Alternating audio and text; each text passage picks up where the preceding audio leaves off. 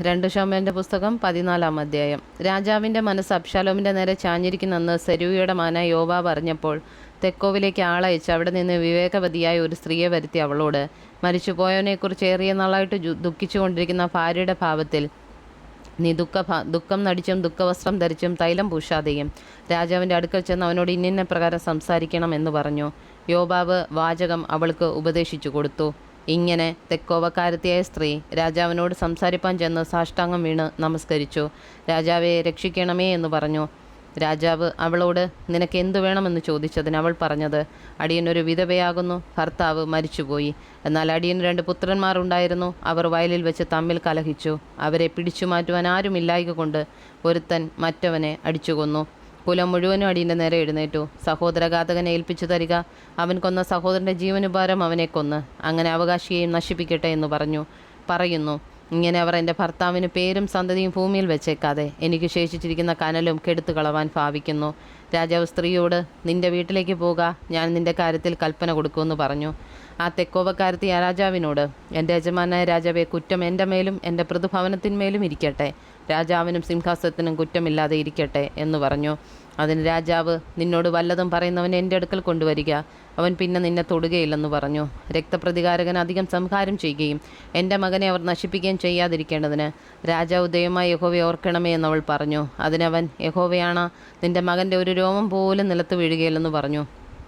അപ്പോൾ ആ സ്ത്രീ, യജമാനായ രാജാവിനോട് അടിയനൊരു വാക്ക് ബോധിപ്പിച്ചു കൊള്ളട്ടെ എന്ന് പറഞ്ഞു. പറക എന്ന് അവൻ പറഞ്ഞു. ആ സ്ത്രീ പറഞ്ഞത്, ഇങ്ങനെയുള്ള കാര്യം നീ ദൈവത്തിൻ്റെ ജനത്തിന് വിരോധമായി വിചാരിക്കുന്നത് എന്ത്? രാജാവ് തൻ്റെ ഭ്രഷ്ടനെ മടക്കി വരുത്താഞ്ഞതിനാൽ ഇപ്പോൾ കൽപ്പിച്ച വചനം കൊണ്ട് രാജാവ് തന്നെ കുറ്റക്കാരനെന്ന് വന്നുവല്ലോ. നാം മരിക്കേണ്ടുന്നവരല്ലോ. നിലത്തൊഴിച്ചു കളഞ്ഞതും വീണ്ടും ചേർന്ന് കൂടാത്തതുമായ വെള്ളം പോലെ ഇരിക്കുന്നു. വെള്ളം ദൈവം ജീവനെ എടുത്തു കളയാതെ ഭ്രഷ്ടനായവൻ തനിക്കിനിയും ഭ്രഷ്ടനായിരിക്കാതെ വണ്ണം മാർഗം ചിന്തിക്കുന്നു. ഞാനിപ്പോൾ യജമാനായ രാജാവിന് ഈ കാര്യം ഉണർത്തിപ്പാൻ വന്നത് ജനം എന്നെ ഭയപ്പെടുത്തുക കൊണ്ടാകുന്നു. അതുകൊണ്ട് ഇപ്പോൾ രാജാവിനെ ഉണർത്തിക്കട്ടെ, പക്ഷേ രാജാവ് അടിയൻ്റെ അപേക്ഷപ്രകാരം ചെയ്യുമായിരിക്കും. രാജാവ് കേട്ട എന്നെയും എൻ്റെ മകനെ ഒന്നിച്ച് ദൈവത്തിൻ്റെ അവകാശത്തിൽ നിന്ന് നശിപ്പിപ്പാൻ ഭാവിക്കുന്നവൻ്റെ കയ്യിൽ നിന്ന് വിടുവിക്കുമല്ലോ എന്ന് അടിയൻ വിചാരിച്ചു. യജമാനായ രാജാവിൻ്റെ കൽപ്പന ആശ്വാസമായിരിക്കട്ടെ. ഗുണവും ദോഷവും തിരിച്ചറിവാൻ യജമാനായ രാജാവ് ഒരു ദൈവദൂതനെപ്പോലെ ഇരിക്കുന്നുവെന്നും അടിയൻ വിചാരിച്ചു. അതുകൊണ്ട് നിന്റെ ദൈവമായ യഹോവ നിന്നോട് കൂടെ ഇരിക്കുമാറാട്ടെ. രാജാവ് സ്ത്രീയോട്, ഞാൻ നിന്നോടൊരു കാര്യം ചോദിക്കുന്നു, അതെന്നോട് മറച്ചു വയ്ക്കരുതെന്ന് പറഞ്ഞു. യജമാനായ രാജാവ് കൽപ്പിച്ചാലുമെന്ന് സ്ത്രീ പറഞ്ഞു. അപ്പോൾ രാജാവ്, ഇതിലൊക്കെയും യോവാബിൻ്റെ കയ്യില്ലയോ എന്ന് ചോദിച്ചതിന് സ്ത്രീ ഉത്തരം പറഞ്ഞത്, യജമാനായ രാജാവേ, നിന്റെ ജീവനാണ് യജമാനായ രാജാവ് അരുളി ചെയ്താൽ വലത്തോട്ടോ ഇടത്തോട്ടോ ആർക്കും മാറിക്കൂടാ.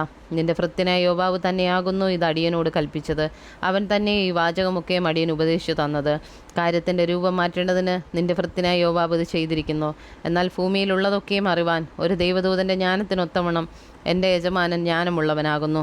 രാജാവ് യോവാബിനോട്, ഞാൻ ഈ കാര്യം സമ്മതിച്ചിരിക്കുന്നു, അതുകൊണ്ട് നീ ചെന്ന് അബ്ശാലോം കുമാരനെ കൊണ്ടുവരികയെന്ന് കൽപ്പിച്ചു. യോവാബ് സാഷ്ടാംഗം വീണ് നമസ്കരിച്ചു, രാജാവിനെ അഭിനന്ദിച്ചു. യജമാനായ രാജാവെ, അടിയൻ്റെ വാക്കുപോലെ രാജാവ് ചെയ്തതുകൊണ്ട് അടിയന് തിരുമുമ്പിൽ കൃപ ലഭിച്ചെന്ന് അടിയൻ ഇന്നറിയുന്നെന്ന് യോവാബ് പറഞ്ഞു. അങ്ങനെ യോവാബ് പുറപ്പെട്ട് ഗശൂരിൽ ചെന്ന് അബ്ശാലോമിനെ യെരൂശലേമിലേക്ക് കൂട്ടിക്കൊണ്ടുവന്നു. എന്നാൽ രാജാവ്, അവൻ തൻ്റെ വീട്ടിലേക്ക് പോകട്ടെ, എൻ്റെ മുഖം അവൻ കാണരുതെന്ന് കൽപ്പിച്ചു. അങ്ങനെ അബ്ശാലോം തൻ്റെ വീട്ടിൽ പോയി രാജാവിൻ്റെ മുഖം കണ്ടതുമില്ല. എന്നാൽ എല്ലാ ഇസ്രായേലിലും സൗന്ദര്യം കൊണ്ട് അബ്ശാലോമിനോളം ശ്ലാഘിനായി ഒരുത്തനും ഉണ്ടായിരുന്നില്ല. അടിത്തൊട്ട് മുടിവരെ അവനൊരു ഊനവും ഇല്ലായിരുന്നു. അവൻ തൻ്റെ തലമുടി ആണ്ടുതോറും കത്രിപ്പിച്ചു കളയും. അത് തനിക്ക് ഭാരമായിരിക്കാൽ അത്രേ കത്രിപ്പിച്ചത്. അവൻ്റെ തലമുടി കത്രിച്ചാൽ രാജതൂക്കത്തിന് 200 ശെക്കേൽ കാണും.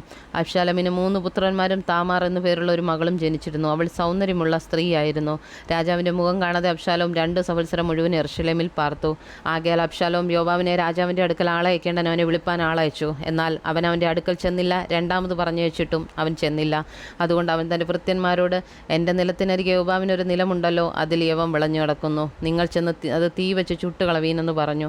അങ്ങനെ അബ്ശാലോമിൻ്റെ ഭൃത്യന്മാർ ആ കൃഷി ചുട്ടുകളഞ്ഞു. അപ്പോൾ യോവാബ് എഴുന്നേറ്റ് അബ്ശാലോമിൻ്റെ വീട്ടിൽ ചെന്ന് അവനോട്, നിന്റെ ഭൃത്യന്മാർ എൻ്റെ കൃഷി ചുട്ടുകളഞ്ഞത് എന്തെന്ന് ചോദിച്ചു. അബ്ശാലോം യോവാബിനോട്, ഞാൻ ഗശൂരിൽ നിന്ന് എന്തിനു വന്നിരിക്കുന്നു?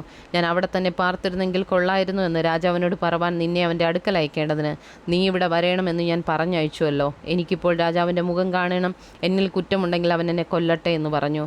യോവാബ് രാജാവിൻ്റെ അടുക്കൽ ചെന്ന് വസ്തുത അറിയിച്ചു. അവൻ അബ്ശാലോമിനെ വിളിപ്പിച്ചു. അവൻ രാജാവിൻ്റെ അടുക്കൽ ചെന്ന് രാജാവിൻ്റെ മുമ്പാകെ സാഷ്ടാംഗം വീണ് നമസ്കരിച്ചു. രാജാവ് അബ്ശാലോമിനെ ചുംബിച്ചു.